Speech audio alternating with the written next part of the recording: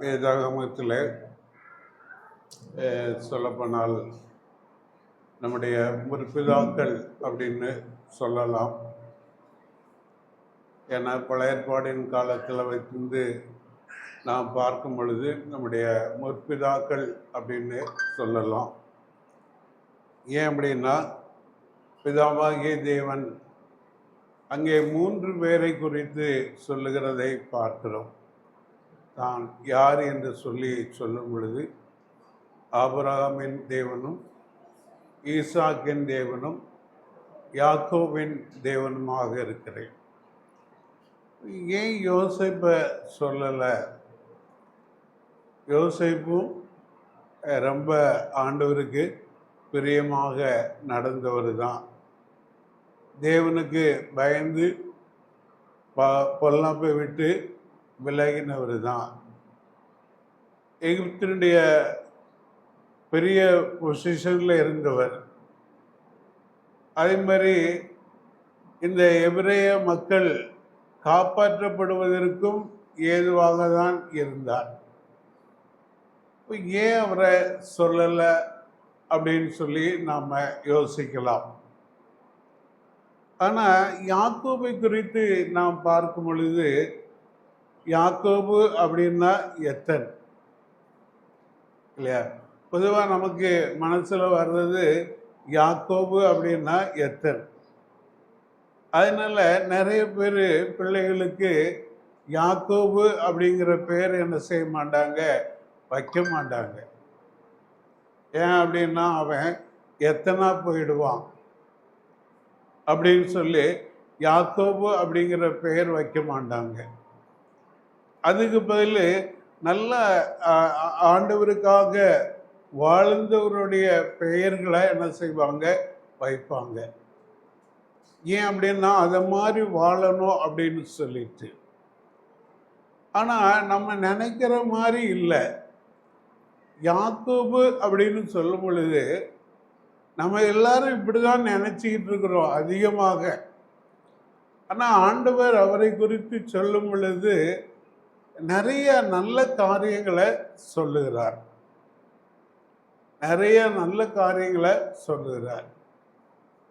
இப்போ நீங்கள் ஏதாச்சும் உங்களுக்கு சொல்ல முடியுமா அவரிடத்துல காணப்பட்ட நல்ல குணாதிசயங்கள்?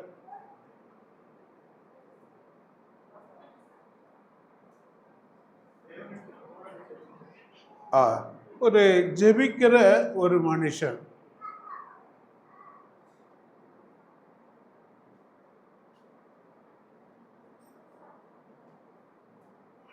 சரி, அப்போ நம்ம வேதத்திலிருந்து ஆண்டவர் சொல்லி வச்ச சில காரியங்களை நாம் என்ன செய்யலாம் இன்றைக்கு பார்க்கலாம்.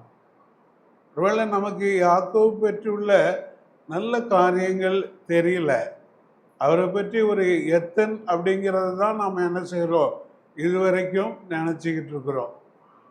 ஆனால் ஆண்டவர் அவரை பற்றி சொல்லக்கூடிய அநேக நல்ல காரியங்கள் இருக்கிறது.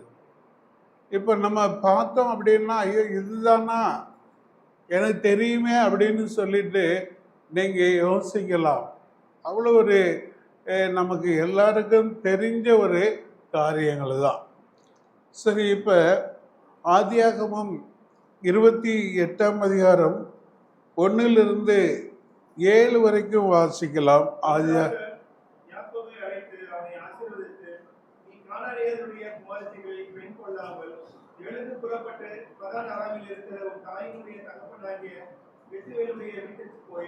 அவ்விடத்தில் உன் தாயின் சகோதரனாகிய லாபானின் குமாரத்திகளுக்குள் பெண் கொள் என்று அவனுக்குள் கட்டளையிட்டான். சர்வவல்லமையுள்ள தேவன் உன்னை ஆசீர்வதித்து நீ பல ஜனக்கூட்டம் ஆகும்படி உன்னை வலுகவும் பெருகவும் பண்ணி, தேவன் ஆபிரகாமுக்கு கொடுத்ததும் நீ பரதேசியாய் தங்கிருந்தமான தேசத்தை நீ சுதந்திரத்துக் கொள்ளும்படி ஆபிரகாமுக்கு அருளிய ஆசீர்வாதத்தை உனக்கும் உன் சந்ததிக்கும் அருள்வாராக என்று சொல்லி ஈசாக்கு யாக்கோபை அனுப்பிவிட்டான். அப்பொழுது அவன் பதாராமில் இருக்கும் சீரியா தேசத்தாராகிய பெத்துவேலுடைய குமாரனும் தனக்கும் ஏசாவுக்கும் தாயாகிய ரெபெக்காளின் சகோதரனுமான லாபானிடத்திற்கு போக புறப்பட்டான். ஈசாக்கு யாக்கோபை ஆசீர்வதித்து ஒரு பெண்ணை கொள்ளும்படி அவனை பதாராமுக்கு அனுப்பினதையும் அவனை ஆசீர்வதிக்கையில் நீ கானானியருடைய குமாரத்திகளில் பெண் கொள்ள வேண்டாம் என்று அவனுக்கு கட்டளையிட்டதையும் யாக்கோபு தன் தகப்பனுக்கும் தன் தாய்க்கும் கீழ்ப்படிந்து பதானாராமுக்கு புறப்பட்டு போனதையும் ஏசா கண்டதினாலும் இங்கே நாம் பார்க்கிறோம், அவரிடத்துல காணப்பட்ட ஒரு நல்ல குணத்தை பார்க்குறோம். என்ன தெரியுமா? நீங்கள் படித்ததிலிருந்து கீழ்ப்படிதல் இல்லையா? பெற்றோருக்கு கீழ்ப்படிந்து போகிறத நம்ம பார்க்கிறோம். ஆனால் ஏசாவுடைய வாழ்க்கையை பார்க்கிறப்போ எப்படி கானானியரில் பெண் கொண்டால் தன்னுடைய தாயின் தகப்பனுக்கும் விஷனமாக இருக்கும், அது நிந்தையாக இருக்கும் என்று சொல்லி அவன் என்ன செய்கிறான்? அவங்கள மன வேதனைப்படுத்தணும் அப்படின்னு சொல்லிட்டு இந்த இஸ்மவேலில் மறுபடியும் ஒரு பெண் கொள்ளுகிறத நம்ம பார்க்கிறோம். பின்னாடி வாசித்தீங்கன்னா அதை நம்ம அறிந்து கொள்ளலாம். ஆனால் யாக்கோபு தாய் தகப்பனுக்கு கீழ்ப்படுகிறத பார்க்கிறோம் இல்லையா? இப்போ நம்ம பிள்ளைகளுக்கு சொல்லி வளர்க்க வேண்டியது என்ன அப்படின்னா, அதை தான் சொல்லி கொடுக்கும். எபேசியர் 6:1 அவங்களுக்கு பேச ஆரம்பிக்கிறப்பவே எபேசியர் 6:1 அப்படின்னு சொல்லி கொடுக்குறோம். ஏன்னா பிள்ளைகளே, உங்கள் பெற்றோருக்கு கீழ்ப்படியுங்கள், இது நியாயம் அப்படின்னு சொல்லி. அப்போ பெற்றோருக்கு கீழ்ப்படிந்த யாக்கோபை நாம் என்ன செய்கிறோம் பார்க்கிறோம். அதே போல் நாமும் ஆண்டவருக்கு கீழ்ப்படியக்கூடியவங்களாக இருக்கணும். இங்கே திருமணம் அப்படின்னு சொல்லும் பொழுது அங்கே என்ன சொல்லுகிறார் ஈசாக்கு அப்படின்னா, இந்த கானானியர்களிலே நீ என்ன செய்யாத, பெண் கொள்ளாத. அவங்க புறஜாதியார் இல்லையா? அவங்க புறஜாதியார், அவங்க விக்கிரக ஆராதனைக்காரர்கள். அதனால நீ அவர்களிலே பெண் கொள்ளாதே. அங்கதான் வாழ்றாங்க, இருந்தாலும் அவர்களில் நீ பெண் கொள்ளாதே. அதனால நீ புறப்பட்டு போய் பாதான் ஆறாமில் இருக்கிற அங்கே போய் என்ன செய். யாருடைய மகள்? லாபான். அப்ப ரெபேக்காளுடைய சகோதரனுடைய மகளை நீ என்ன செய், பெண்கள் அப்படின்னு சொல்லி அனுப்புறாங்க. இப்போ இன்னொரு மகன் என்ன சொல்றாங்க, இவங்களுக்கு மனநோவா இருக்கும் அப்படின்னு சொல்லி இங்கேயே அவர் என்ன செய்யறாங்க, பிரஜாதியிலே பெண் கொள்ளுகிறத நம்ம பார்க்கிறோம். இப்போ இங்கே யாக்கோபுடைய கீழ்ப்படிதல், நாமும் கூட ஒருவேளை நாங்கள்லாம் முடிச்சிட்டோம், இனி எங்களுக்கு பிரச்சனை இல்லை அப்படின்னு சொல்லி நினைச்சாலும் வருங்காலத்தில் உங்களுடைய சந்ததிகளுக்கு, உங்களுடைய பிள்ளைகளுக்கு நீங்கள் என்ன செய்யணும் அப்படின்னு சொன்னோம்னா, ஒரு விசுவாசியாக தான் என்ன செய்யணும், திருமணம் செய்யணும். விசுவாசியாக, அதிலேயும் கூடுமானால் நம்முடைய உபதேசத்துக்கு உட்பட்டவர்களாக செய்கிறது நல்லது.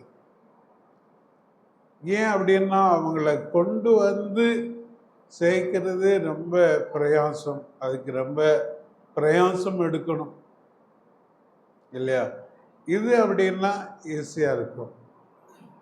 அதனால் அதே நேரத்தில் யாராக இருந்தாலும் சரி, விசுவாசியாக திருமணம் செய்யணும் அப்படிங்கிறது உங்களுடைய இப்பொழுதே தீர்மானமாக இருக்கட்டும். அப்போ இது முதலாவது நம்ம யாக்கோபு பற்றி பார்க்கிறது என்ன அப்படின்னு சொன்னோம்னா, அவருடைய கீழ்ப்படிதல். சரியா? ரெண்டாவது, அதே அதிகாரத்தில் 12 - 16 வரைக்கும் என்ன செய்யலாம், வாசிக்கலாம்.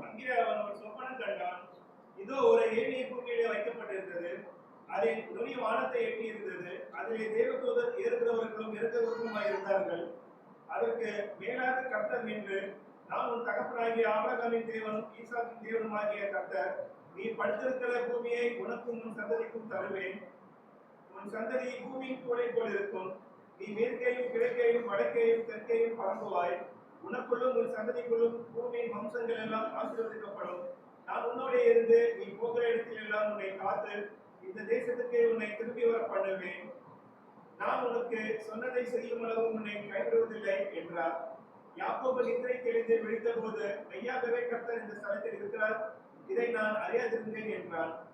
அவன் பயந்து, இந்த ஸ்தலம் எவ்வளவு பயங்கரமாய் இருக்கிறது, இது தேவனுடைய வீடே அல்லாமல் வேறல்ல, இது வானத்தின் வாசல் என்றான். சரி, இங்கே நம்ம பார்க்கிறது என்ன அப்படின்னு சொன்னோன்னா, ஆண்டவர் யாக்கோபுக்கு தரிசனமானார். ஆண்டவர் யாக்கோபுக்கு தரிசனமானார். தரிசனமாகி அங்கே வரும் காரியங்களை குறித்து அவருக்கு சொல்லுகிறத நம்ம பார்க்கிறோம். இப்போ நம்ம வரும் காரியங்களை குறித்து நமக்கு ஒன்றும் தெரியாது. ரொம்ப யோசிப்போம், எந்த ஊழியக்காரர் இதெல்லாம் சொல்கிறாங்க, வருங்காரியங்களை குறித்து நமக்கு எந்த ஊழியக்காரர் சொல்கிறாங்க அப்படின்னு சொல்லி அவங்கள போய் என்ன செய்வோம், கேட்கறதுக்காக போவோம். இன்றைக்கி உலக மக்கள் குறி கேட்குறாங்க, ஜோசியம் கேட்குறாங்க. ஏன் அப்படின்னா வருங்காலத்தை குறித்து அவங்களுக்கு தெரியாததுனால எப்படி ஆயிலும் தெரிந்து கொள்ள வேண்டும் என்கிற ஆசையினால அப்படி கேட்குறாங்க. ஆனால் இங்கே இன்னைக்கு கிறிஸ்தவ மக்களும் அப்படிப்பட்ட ஒரு நிலைமையில மாறி இருக்கிறத நாம் பார்க்கிறோம். சிலர்லாம் தன்னை குறித்து சொல்லும் பொழுது நான் தீர்க்கதரிசி அப்படின்னு சொல்கிறாங்க. நான் தீர்க்கதரிசி அப்படின்னா நான் வருங்காலத்தை குறித்து உங்களுக்கு சொல்லுவேன் அப்படின்னு சொல்லி, அதனால மக்கள் என்ன செய்கிறாங்க, தீர்க்கதரிசி அப்படின்னு சொல்லுறவங்களை தேடி அவங்கள இடத்துல போய் என்ன செய்கிறாங்க, கேட்குறாங்க. சரியா? ஆனால் இங்கே நம்ம என்ன பார்க்குறோம் அப்படின்னா, ஆண்டவர் தரிசனமாகி அங்கே யாக்கோபுக்கு தன்னை வெளிப்படுத்தி வருங்காலத்தை குறித்து அங்கே தெளிவாக சொல்லுகிறத நம்ம பார்க்கிறோம். இப்போ தரிசனம் கண்டவன், இப்போ ஆண்டவருக்கு பிரியமில்லாத ஒரு வாழ்க்கை இருக்குமானால் ஆண்டவர் அவர் தன்னை வெளிப்படுத்த மாட்டார். தானியேலுக்கு வெளிப்படுத்தினாங்க, யாக்கோபுக்கு யோசேப்புக்கு வெளிப்படுத்தினாங்க. அவங்களெல்லாம் தேவனுக்கு பிரியமானவர்கள் என்று சொல்லி நாம் பார்க்கிறோம். ஆபிரகாமுக்கு தன்னை என்ன செஞ்சாங்க, வெளிப்படுத்தினாங்க, என்னுடைய தாசன் அப்படின்னு சொல்லி ஆண்டவர் சொல்லுகிறத பார்க்கிறோம். ஆனால் யாக்கோபுக்கும் தேவன் தரிசனம் கொடுத்தார். அதனால யாக்கோபு தரிசனம் கண்டவன். சரியா? அப்போ இந்த ஆபிரகாம், தானியேல், யோசேப்பு இவங்களுடைய சேர்ந்து உள்ள ஒரு லிஸ்டில் அவங்களையும் சேர்த்து கொள்ளலாம். அவ்வளோ ஒரு நல்லவன் தான் யாக்கோபு. சரி, மூன்றாவது பார்க்கிற சமயத்தில் அதே அதிகாரம் 28ஆம் அதிகாரம் 22வது வசனத்தை நம்ம வாசிப்போம்.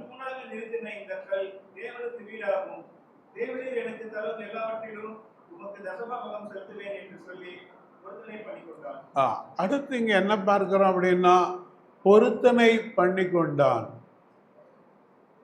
இல்லையா? பொருத்தனை பண்ணி கொண்டான்.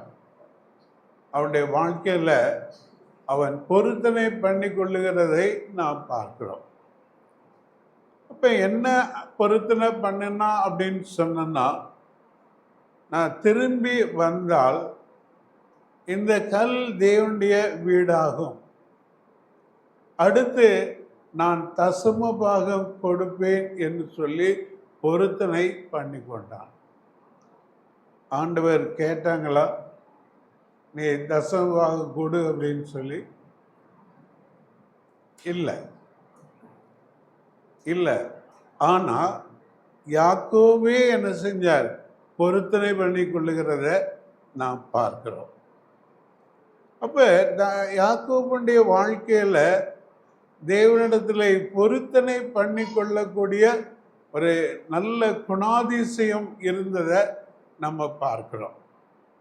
அப்போ நம்ம தசமபாகம் கொடுப்பேன் என்று சொல்லி பொருத்தனை பண்ணாவிட்டாலும் நான் தேவனுக்கு கீழ்ப்படிந்து நடப்பேன். நம்ம கடைசியாக காணிக்கைக்கு ஒரு பாட்டு பாடணும் இல்லையா? அது என்ன பாட்டு? அப்போ அதில் நிறைய காரியங்களை ஆண்டவர் சொல்லுகிறத நம்ம பார்க்கிறோம். அப்போ பாடல் ரொம்ப அருமையாக இருந்தது. சரியா? அப்போ அதில் நிறைய காரியங்களை நம்ம என்ன செய்கிறோம்? பார்க்கிறோம். இப்போ முதல் அடியில் என்ன சொல்லியிருக்கு பாருங்க.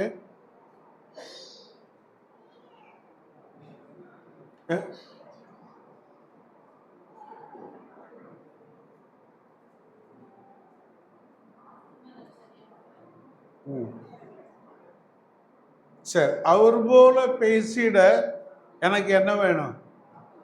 நாவு வேண்டும். அவர் போல் நடந்திட எனக்கு கால்கள் வேண்டும். எதுக்கு அப்படின்னா, ஆத்ம ரட்சிப்படையாதவர்கள் அநேகர் இருக்கிறாங்க இல்லையா? ஆத்ம ரட்சிப்படையாதவர்கள் அநேகர் இருக்கிறாங்க. அப்ப அவங்களுக்கு நான் போய் சொல்லுவதற்கு எனக்கு நாவு வேணும். அப்ப இது என்ன அப்படின்னா, இந்த ஆத்துமாக்களை ஆதாயப்படுத்தணும், ஆத்துமாக்களுக்கு ஆண்டவருடைய வார்த்தையை சொல்லணும் அப்படிங்கிறது தான் தேவனுடைய திட்டம்.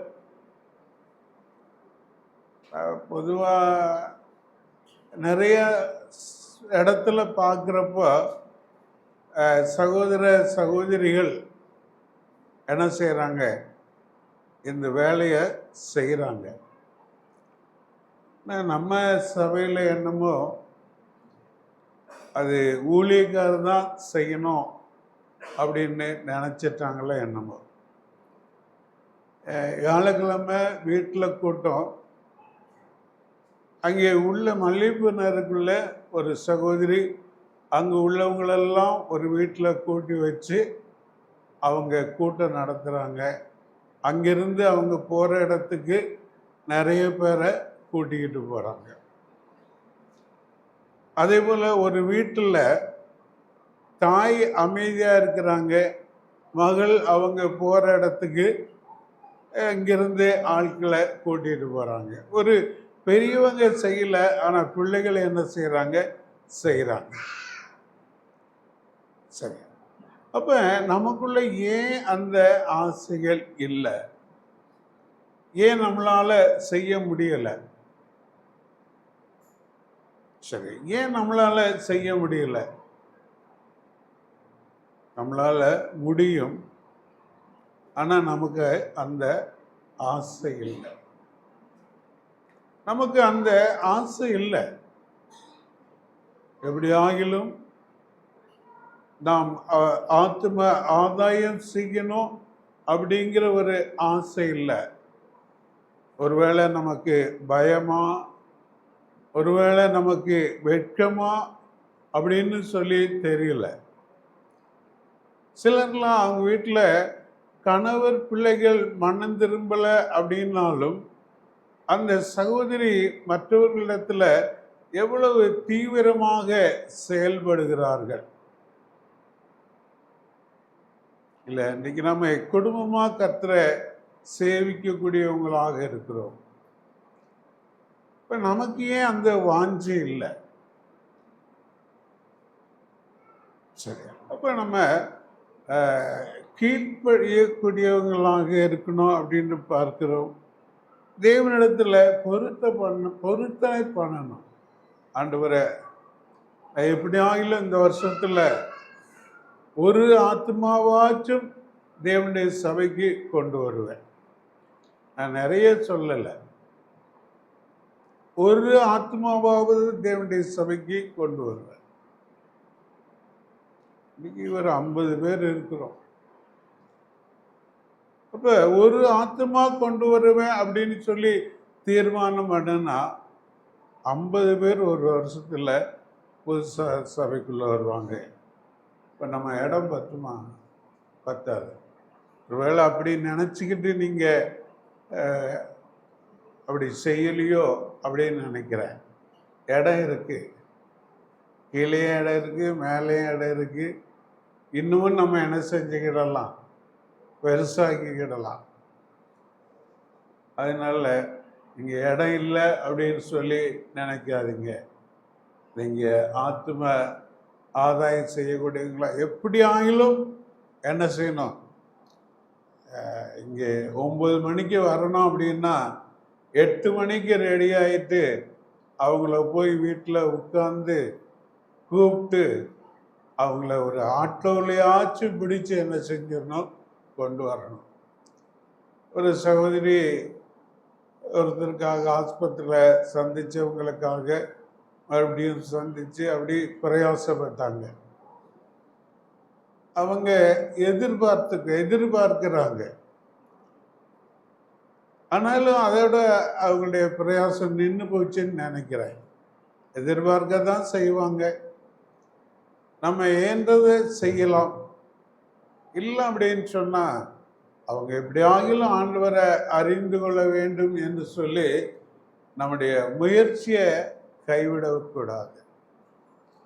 இல்லை, நம்முடைய முயற்சியை கைவிடக்கூடாது. நம்ம போகிறத என்ன செஞ்சணும்? போய்கிட்டே தான் இருக்கணும். வீடுகளுக்கு போகிறத போய்கிட்டே தான் இருக்கணும். அழைக்கிறத அழைச்சிக்கிட்டு தான் இருக்கணும். ஆண்டவர் கொண்டு வருவாங்க. சரி, அப்படிப்பட்ட ஒரு பொருத்தனை செய்யக்கூடியவங்களாக நம்ம இருக்கணும். பொருத்தனை செய்து செயல்படக்கூடியவர்களாக இருக்கணும் அப்படின்னு தான் ஆண்டவர் விரும்புகிறாங்க. யாக்கோபுடைய பொருத்தனை வேற.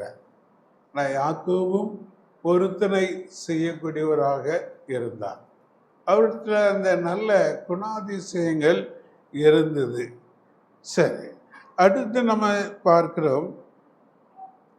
ஆதியாகமம் 29:6 வாசிங்க. அவன் சுகமாய் இருக்கிறானா என்று விசாரித்தான். அதற்கு அவர்கள், சுகமாய் இருக்கிறான், அவன் குமாரத்தியாகிய ராகேல் அதோ ஆடுகளை ஓட்டிக்கொண்டு வருகிறார் என்று சொன்னார்கள்.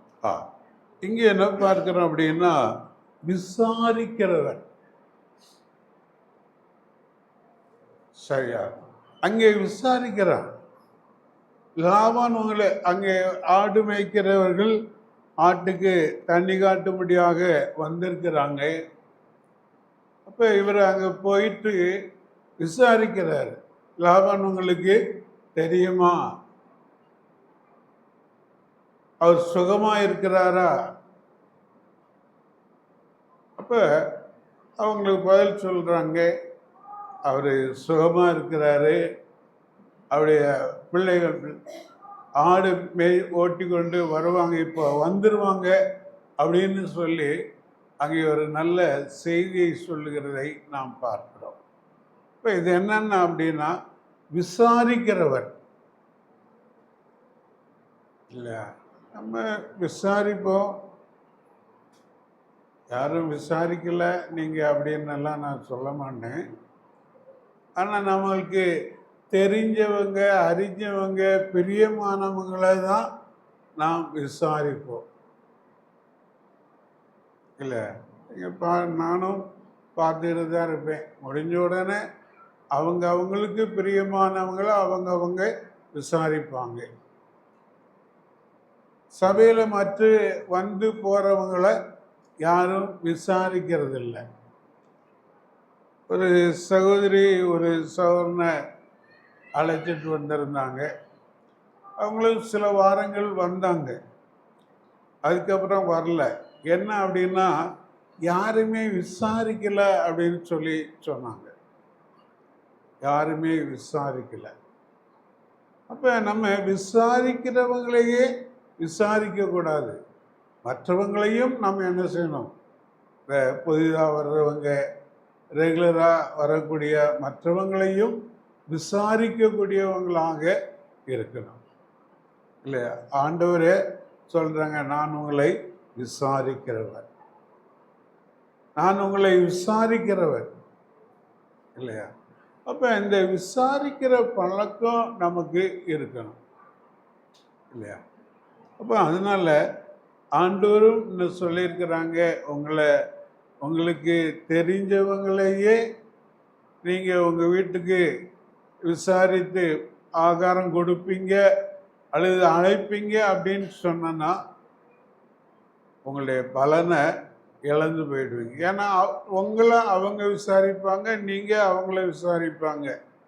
அப்போ அதனுடைய பலன் இழந்து போயிடுவாங்க. உங்களுக்கு செய்ய முடியாதவங்களை நீங்கள் என்ன செய்யுங்க? விசாரிங்க. அதுக்குரிய பலன் உங்களுக்கு உண்டு அப்படின்னு சொல்லிட்டு சொல்லுகிறத நம்ம பார்க்குறோம். இப்போ அதனால் அங்கே யாக்கோபு விசாரிக்கிறவராக இருந்தார் என்று சொல்லி பார்க்கிறோம். அதுக்கப்புறம் நம்ம பார்க்கிறோம் 30:27 வாசிங்க. ஆதியாகமம். அப்பொழுது லாபான், உன் கண்களில் எனக்கு தயவு கிடைத்ததேயானால் நீ இரு, உன் நிமித்தம் கர்த்தர் என்னை ஆசீர்வதித்தார் என்று குறிப்பினால் அறிந்தேன். பாருங்க, இங்கே யாக்கோபின் நிமித்தம் லாபானுடைய வீடு ஆசீர்வதிக்கப்பட்டது இல்லையா? அப்போ நம்ம நிமித்தம் மற்றவங்கள் ஆசீர்வதிக்கப்பட்டவங்களாக இருக்கணும். இங்கே பாருங்க, யாக்கோபின் நிமித்தம் லாபானுடைய வீடு ஆசீர்வதிக்கப்பட்டது. அதுக்கு முன்னாடி இருந்த மந்தைகளை விட அதிகமாக பெருகிற்று. யாக்கோபின் நிமித்தம் லாபானுடைய வீடு, லாபானுடைய மந்தை ஆசீர்வதிக்கப்பட்டது. அதே போல யோசேப்பின் நிமித்தம் போர்த்திபாருடைய வீடு ஆசீர்வதிக்கப்பட்டது. அதை கண்டு தான் என்ன செஞ்சாங்க? எல்லா பொறுப்பையும் அவங்க கையில் கொடுத்துட்டாங்க. ஏன்னா அவன் வந்ததிலிருந்து வீடு ஆசீர்வதிக்கப்பட்டு இருக்கு. இதிலிருந்து நாம் என்ன பார்க்கிறோம் அப்படின்னா, யாக்கோபுடைய ஒரு நல்ல குணாதிசயங்கள். அப்ப அவர் நிமித்தம் லாபானுடைய வீடு ஆசீர்வதிக்கப்பட்டிருக்கு. நம்மால யார் ஆசீர்வதிக்கப்பட்டிருக்கிறாங்க? எனக்கு ஒரு ஞாபகம் வருது. நான் கடையில் வேலைக்கு போனேன். நான் இருக்கிற வரைக்கும் அந்த கடை நடந்தது. நான் அதை விட்டு வெளியில் வந்துட்ட உடனே கடையை மூடிட்டாங்க. அப்போ நான் நினச்சிக்கிடுவேன், நம்ம இருக்கிற வரைக்கும் தான் அவங்களுக்கு ஆசீர்வாதம். அதுக்கப்புறம் இன்னொரு கடைக்கு வேலைக்கு கூப்பிட்டாங்க. அந்த கடையில் ஒன்றுமே இல்லை. எங்கள் ஓனர் கடையவே மூடணும் அப்படிங்கிற சமயத்தில் தான் என்னை கொண்டு போய் விட்டாங்க. அங்கே 2 வருஷம் இருந்தேன். அந்த கடை நல்ல வியாபாரம் நடந்தது, ஆசீர்வாதமாக இருந்துச்சு. அதுக்கப்புறம் எங்கள் சொந்தக்காரங்க கடைக்கு வேணும்னு சொல்லிட்டு கூட்டிகிட்டு போயிட்டாங்க. அப்போ அதுக்கப்புறம் அந்த கடை என்ன செஞ்சு போச்சு?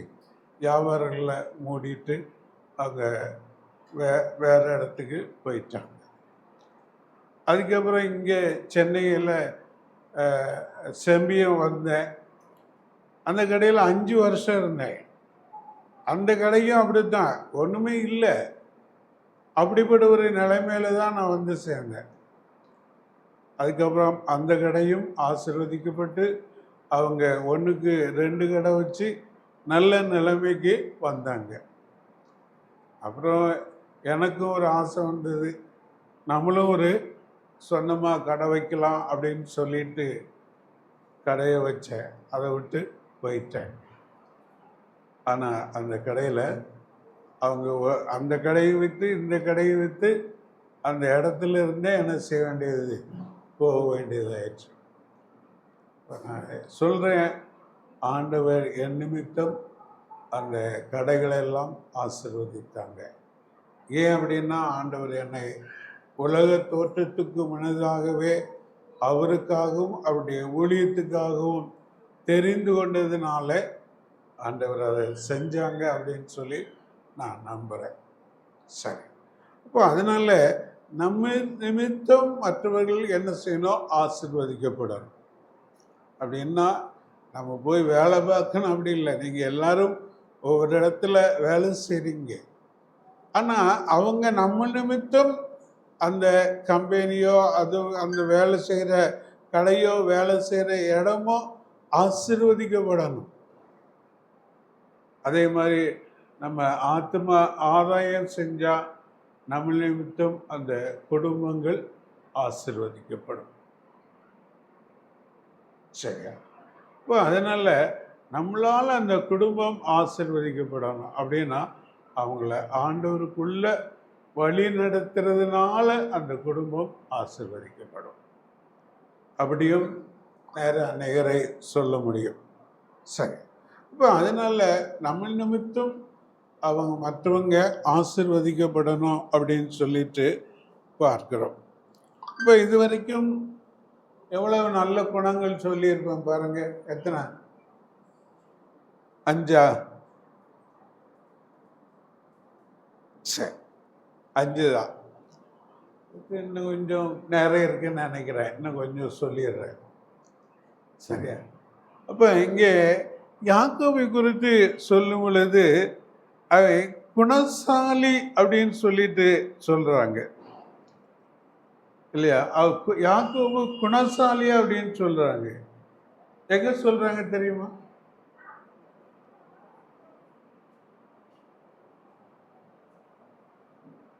ஆதியாகமம் 25ஆம் அதிகாரம் 27வது வசனம் வாசிங்க.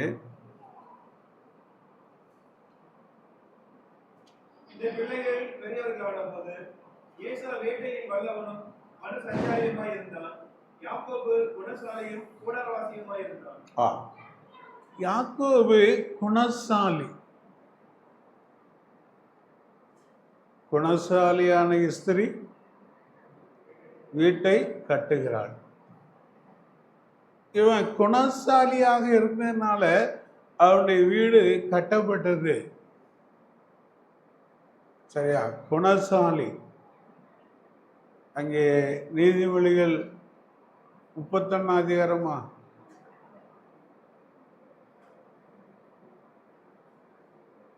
குணசாலியான இந்த ஸ்திரியை அவ என்ன செய்யறா அப்படின்னு சொல்லிட்டு வேகமா போட்டிருக்கோம்.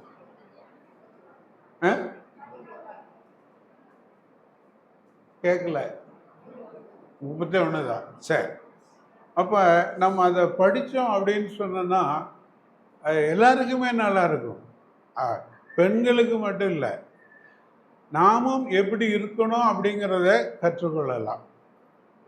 சரியா? அப்போ இங்கே யாக்கோபு பற்றி ஆண்டவர் சொல்லும் பொழுது அவன் குணசாலி அப்படின்னு சொல்கிறாங்க, கூடாரவாசி. ஏசாவை பற்றி சொல்கிற சமயத்தில் அவன் வன சஞ்சாரி அப்படின்னு சொல்கிறான். அப்போ யாக்கோபு குணசாலியாக இருந்ததை பார்க்கிறோம். அதே 31:5ஆம் அதிகாரம் வாசிங்க, 5வது வசனம் வாசிங்க. அவர்களை நோக்கி, உங்கள் தகப்பனுடைய முகம் நேற்று முந்தைய நாள் இருந்தது போல இருக்கவில்லை என்று எனக்கு தோன்றுகிறது. ஆனாலும் என் தகப்பனுடைய தேவன் என்னோடு கூட இருக்கிறார். யாக்கோபோடு கூட தேவன் இருந்தார். அதே 42வது வசனம் கூட வாசிங்க, அதே அதிகாரத்தில்.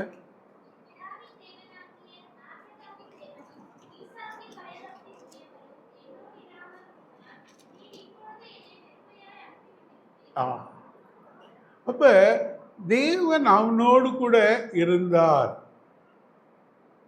எவ்வளவு ஒரு நல்ல குணம். ஆண்டவர் அவரை பற்றி சொல்லக்கூடிய காரியத்தை நம்ம பார்க்கிறோம்.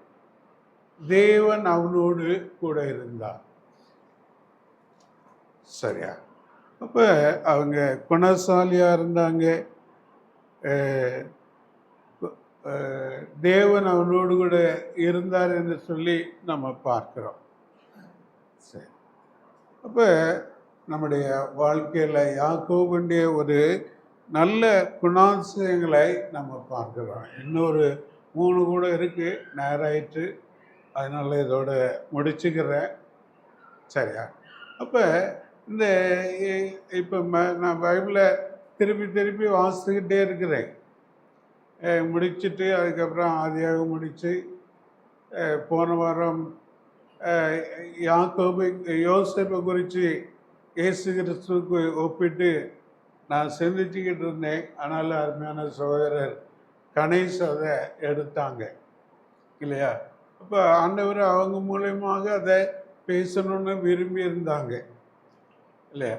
அது மாதிரி இப்போ அதை முடித்து யாத்திராகம் வர யாத்திராகத்தில் அவங்க எகிப்தில் அந்த செங்கடலை கடந்து வந்து தேவனை துதித்து பாடுகிறது, அந்த பஸ்கா அடிக்கப்படுகிறது, அதெல்லாம் வாசித்தா ஆண்டவராகிய இயேசு கிறிஸ்து பஸ்காவாக இருக்கிறாங்க. நீங்கள் அதை வாசித்து ஆராதனைக்கு என்ன செய்யலாம்? இயேசு கிறிஸ்து ஒப்பிடலாம் இல்லையா? பாருங்க, அது பழுதற்றதாக இருக்கணும், ஒரு வயது உள்ளதாக இருக்கணும் இல்லையா? அந்த எலும்புகள் முறிக்கப்படுகிறது இல்லை. அதுக்கப்புறம் என்ன வாசிக்கிறோம் அப்படின்னு சொன்னோன்னா, அது நினைவு கூறப்படக்கூடியது. உங்கள் பிள்ளைகளுக்கு சொல்லுங்க இல்லை இப்படி. அதுக்கப்புறம் இது 12ஆம் அதிகாரத்தில் நம்ம என்ன செய்கிறோம்? வாசிக்கிறோம். அதுக்கப்புறம் உள்ள காரியங்களை அந்த அவங்க எப்படி வந்தாங்க அப்படிங்கிறத அவங்களுக்கு ஞாபகப்படுத்துகிறாங்க. இப்படி நீங்கள் வாசிக்கும் பொழுது ஆராதனைக்குரிய சிந்தனை அதில் இருக்கா அப்படின்னு சொல்லிட்டு நீங்கள் அதை தேடி என்ன செய்யுங்க? வாசிங்க. நம்ம பொதுவாக நான் கூட உங்களை மாதிரி இருக்கிற சமயத்தில் உங்களை மாதிரி தான் வாசித்தேன் சரியா? அதனால் நான் உங்களை எதுவும் குறை சொல்கிறதுக்கு இல்லை, நானும் அப்படி தான் இருந்தேன். ஆனாலும் ஆண்டவர் இந்த நாட்களில் அதை எனக்கு கொஞ்சம் அதிகமாக வெளிப்படுத்தி கொண்டு வராங்க. நான் நிறைய தரம் பைபிளை என்ன செஞ்சுருக்கிறேன்? திருப்பி திருப்பி வாசித்திருக்கிறேன். அதனால் நீங்களும் உங்களுக்கு வேலை நிமித்தம் ஒரு அதிகாரம் 2 அதிகாரம் நீங்கள் வாசிங்க. அது உங்களுக்கு ரொம்ப நல்லா இருக்கும். அதை சிந்தித்து வாசிப்பீங்க அப்படின்னு சொன்னோன்னா செயல்படுவதற்கு மிகவும் பிரயோஜனமாக இருக்கும். அதனால் தொடர்ந்து யாக்கோபிண்டத்தில் உள்ள நல்ல குணாதிசயங்களை பார்த்தோம். அதையும் நமக்கு மாதிரியாக வைத்து கொள்வோம். ஆண்டவர் நம்மளோடு பேசுகிற காரியத்துக்கு நாம் என்ன செய்வோம்? கீழ்ப்படிவோம், ஜெபம் செய்வோம். எங்களை நேசிக்கிறீங்க நல்ல ஆண்டவரே, இந்த அருமையான வேலைக்காக நாங்களும் துதிக்கிறோம், ஸ்தோத்திரிக்கிறோம். ஆண்டவரை பொழுதும் நாங்களும் நினைவு கூறும்படியாக, நம்முடைய பந்தியில் ஐக்கியப்படும்படியாக எங்களுக்கு உதவி செய்தீங்க. அதற்காக மட்டும் ஸ்தோத்திரம். இவ்வளவு நம்முடைய ஜீவனுள்ள வார்த்தையை கேட்கும்படியான சிலாக்கியத்தை கொடுத்தீங்க. அதற்காக மட்டும் ஸ்தோத்திரம். ஆண்டவரே, யாக்கோபுடைய வாழ்க்கையில் உள்ள நல்ல குணாதிசயங்களை நாங்கள் பார்த்தோம். ஆண்டவரே, அது எங்களுக்கு பிரயோஜனமாக இருந்தது. ஆண்டவரே, அதை எங்களுடைய வாழ்க்கையில் எது பிரயோஜனமாக இருந்தது, எது குறித்து ஆண்டவர் நம்மளோடு பேசினாங்களோ அந்த வார்த்தைக்கு கீழ்ப்படியக்கூடிய கிருபையை கொடுக்க வேண்டும் என்று செபிக்கிறோம். இந்த நாளில் நடக்கிற யூத் மீட்டிங்கை ஆசீர்வதிங்க. எல்லாரும் 4 மணிக்கு சரியாக வரும்படியாக உதவி செய்ய வேண்டும் என்று உம்மை நோக்கி நாங்கள் செபிக்கிறோம். சண்டே ஸ்கூல் 3 மணிக்கெல்லாம் முடித்து 4 மணிக்கு இங்கே கடந்து வர உதவி செய்யுங்க. அருமையான சகோதர சகோதரிகளும் வரும்படியான கிருபை தர வேண்டும் என்று செபிக்கிறோம். இந்த நாளில் அறிவிக்கப்பட்ட எல்லா அறிவிப்புகளுக்காக நாங்கள் செபிக்கிறோம். எல்லாவற்றிலும் உடைய கண்களில் தயவு கிடைத்து இரக்கம் கிடைத்து நீங்கள் செய்து கொடுக்க வேண்டும் என்று உம்மை நோக்கி நாங்கள் செபிக்கிறோம். ஆண்டவரே, நீர் எங்களுடைய விண்ணப்பங்களை கேட்கிற தேவன், பதில் கொடுக்கிற தேவன், அவ்விதமாக செய்வீங்க. அதற்காக உமக்கு ஸ்தோத்திரம். தொடர்ந்து உடைய மாறாத கிருபையும் பிரசன்னமும் கேட்ட வசனமும் எங்களோடு கூட இருந்து எங்களை வழி நடத்தி காத்து கொள்ள வேண்டும் என்று ஆண்டவராகிய இயேசு கிறிஸ்துவின் இணைய நாமத்தில் உடைய சமூகத்தில் வேண்டிக் கொள்கிறோம் நல்ல பிதாவே, ஆமென். என் ஆத்துமாவே கர்த்தரை ஸ்தோத்திரி, என் முழு உலமையுடைய பரிசுத்த நாமத்தை ஸ்தோத்திரி. என் ஆத்துமாவே கர்த்தரை ஸ்தோத்திரி, அவர் செய்த சகல உபகாரங்களையும் மறவாதே. ஆமென்.